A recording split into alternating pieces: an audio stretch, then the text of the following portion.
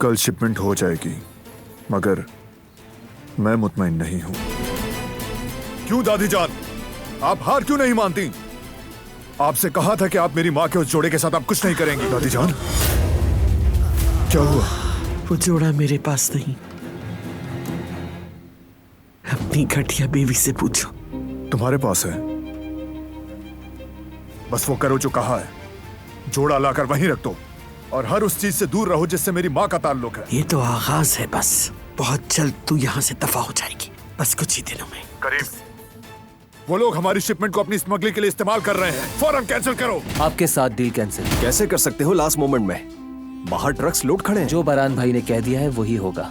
ए वकील, ये सब इतना आसान नहीं होगा। बात यहीं पर खत्म नहीं हुई। वो सुकून से नहीं रह पाएगा जब तक कि मेरा नुकसान न भर दे।